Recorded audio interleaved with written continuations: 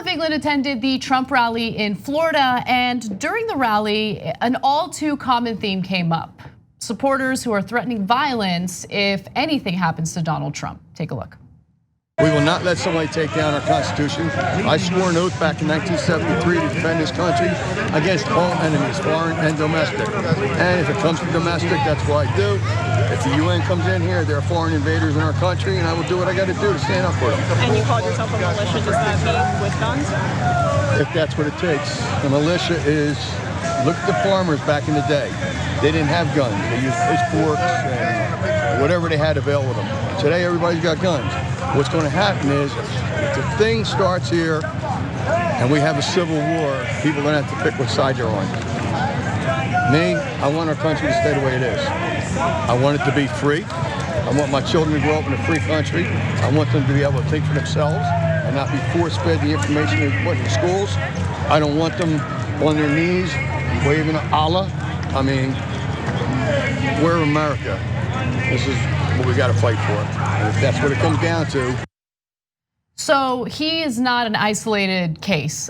We've done stories featuring right-wing members of the media, including people like Ben Shapiro, for instance, pushing this notion that if you try to take our guns away, we're gonna meet law enforcement at the door with our guns. There are threats of civil war. I mean, all this nonsense coming from the right. And there are members, like militia people, who are training in like the forest. That you were talking about that off camera, Aida. And it's true, like they really think, no, if anything happens to Trump, if he actually does get impeached and removed, we're gonna fight back, which is terrifying. But what's also terrifying is if he actually does lose his re-election, then they're gonna think that the system's rigged. I mean, he primes them with that nonsense and that misinformation. And who knows if they actually will carry out this violence, but it is terrifying because some of them are unhinged. But you know what's funny is like the argument with people with the guns when they're like, you can't take my guns, and they'll have like 3 guns in the house, the military and the law enforcement. You honestly think you're gonna win the fight? Did you see in Dallas when they had that robot thing come out and we were like, what the heck is that? Do you honestly think that your little guns that you have at home with your crew can take out a military that is trained to fight countries? So when I see these people talking about this, what are you gonna do, go fight civilians who have no power in affecting what's happening to you? Or are you going up against the government because you think they're trying to take away your rights?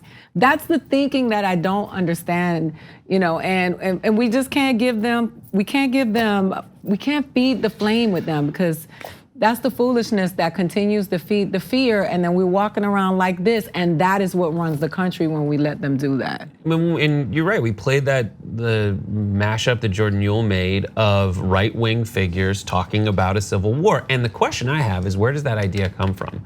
And does it come from the original militia that started voicing that while watching Ben Shapiro, while watching whoever the other people's names are, and then said that in the comment section, and then Ben is looking for other things to say to cater to the audience and kind of build that support because he's financially dependent on it, and he starts feeding into it. And then people who hadn't come from that militia and written that in the comment section see it from Ben Shapiro, and then Ben Shapiro starts inciting other people to behave this way. And what you heard was a radicalized person. That's a radicalized.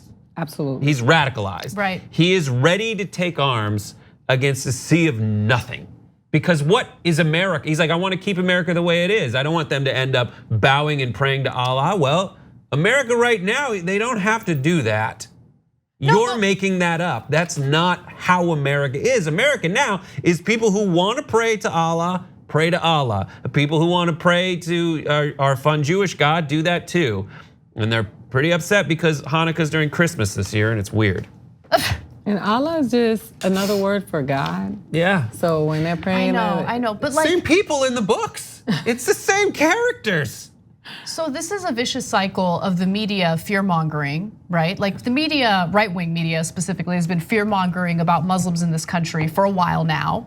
And so this guy is at home, right? Like terrified of the Muslims forcing him to practice Sharia law, even though there's no indication that that's happening in any part of this country. But what's also really interesting is we do have theocracy ruling parts of this country right now as we speak. You have various states passing incredibly restrictive abortion laws. And so abortion is supposed to be legal up to some point, but you have heartbeat laws, you have all these nonsense laws that essentially outright ban abortion in the states, goes against the Supreme Court ruling, of course. But what do they always cite in doing that? They cite their religion in a country that's supposed to be for a separation of church and state, which is in what? Where's that cited? In our Constitution, the same Constitution that this guy says he's willing to kill people to protect. If you care about, I'm sorry to interrupt you, but if you care about the Constitution, you should acknowledge the fact that the president that you're so enamored with is taking a giant dump on it on a daily basis, period. But that's again, we're having a conversation with people who don't care about the evidence and the facts. So why get riled up? And also, why make the assumption that they see women as equals? Because that kind of thinking probably doesn't. They want to identify with the original people who created the Constitution, which were white men, straight white men, and women are, property. That we always like to criticize the Middle East and their practices when it comes to women or these religions, but we treat our women kind of. I mean, all we do here is grab them by the without even asking, right? That's all we do here. Direct quote from the President of the United States of America. Exactly.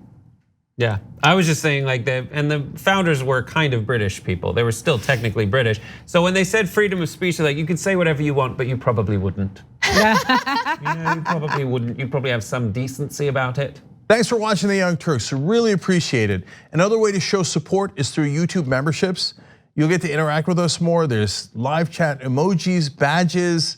You've got emojis of me, Anna, John, JR. So those are super fun. But you also get playback of our exclusive member-only shows and specials right after they air. So all of that, all you gotta do is click that join button right underneath the video. Thank you.